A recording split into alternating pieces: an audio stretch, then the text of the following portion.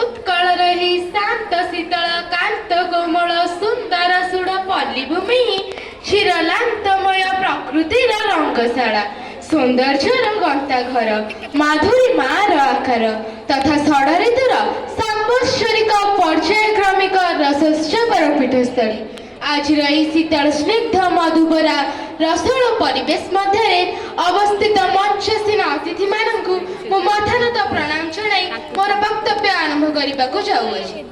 आज अवसर में मु सामाजिक गणमाध्यम और यार प्रभाव विषय में अभिमत रखा चाहूँगी। एठारे उपस्थित थिबा लोक मानक मध्यरु अर्धेक कहिबे जे सामाजिक गणमाध्यम आधुनिक समाज को नूतन दिग देउछि, अन्यपटे आउ अर्धेक कहिबे जे सामाजिक गणमाध्यम समाज मनोविज्ञान और संपर्क को नेगेटिव प्रभावित करुछि।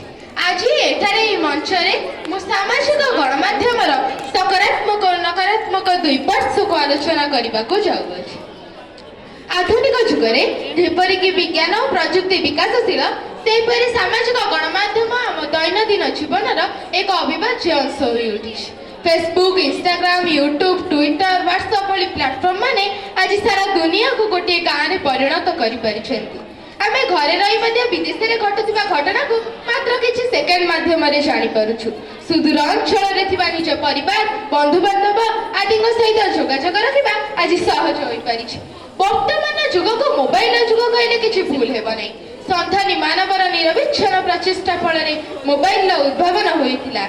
जॉन एफ मिशेल और डॉक्टर मार्टिन कूपर द्वारा उद्भावित मोबाइल 1943 ରୁ 2014 मसीहा पर्यंत सारा विश्व में द्रुत प्रसार लाभ करिछि। मोबाइल को विज्ञान वरदान कहले किछि भूल हेब नै। आधुनिक जुगे मानव कल्याण मोबाइल लागू थाए सुखे चली जाए मानव समाज उपकार केते पाए।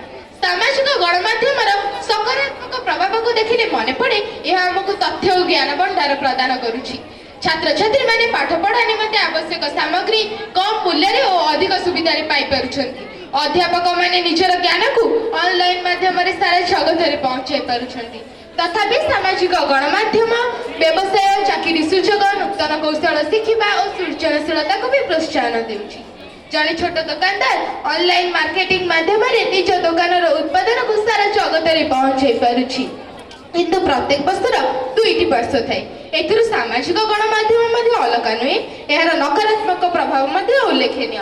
मिथ्या समाचार, भ्रांत तथ्य, अपवाद, घृणा संदेश आज संगठित समाज मूल समस्या हो उठी।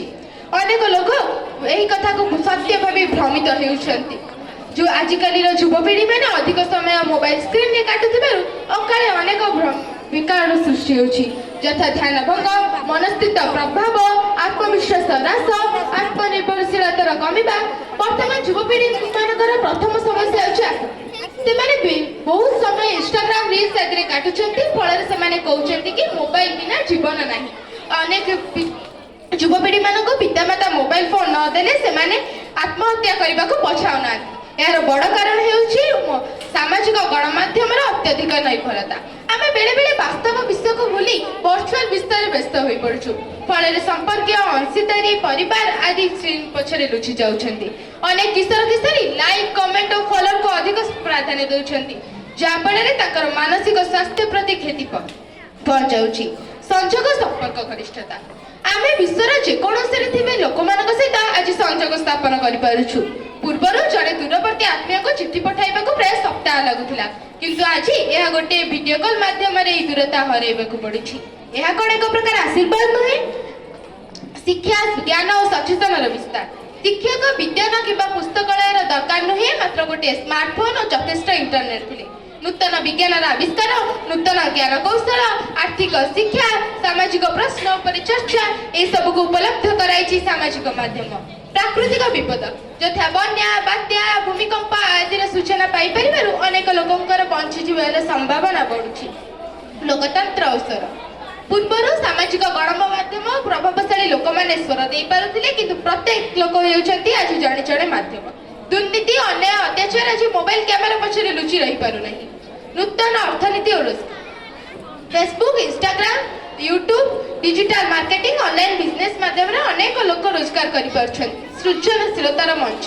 गायक नृत्यशिल्पी कवि लेखक आगुरी जो मैंने बहु प्रतिबंधक मध्य रोते एवं से वीडियो माध्यम अनेक लोकंकर मन किणी पारि विज्ञापन प्रलोभ आम देखु सामाजिक गणमाध्यम माध्यम जंक फूड फास्ट फूड भाई विज्ञापन को देखा मिलूँ यथा by one get one limited offer भाई विज्ञापन को देखी अनेक लोक स्वास्थ्य भाविया पूर्व जिनिस किणी नेउछंती भ्रांत तथ्य आमे अन्य को विश्वास करी निजर वीडियो लोकेशन फोटो आदि शेयर कर दो फल आम शिशु मानकर गोपनीयता नष्ट होउछि आम यूट्यूब माध्यम देखु अनेक लोक निजक डाएट एक्सपर्ट बोली प्रमाणित कहते कि 7 दिन में ओजन कमिबा खाद्य छाड़िले स्लिम हेबे एपरी कथा को देखी अनेक लोक सत्य भाविकी भ्रमित हेउछंती दोष माध्यम नुहे व्यवहार छुरी रंधा जाए छुरी जन को हत्या करा जाए छुरी को बाकी दोष देव सेपरी आम सामाजिक गणमाध्यम को जेपरी व्यवहार करवा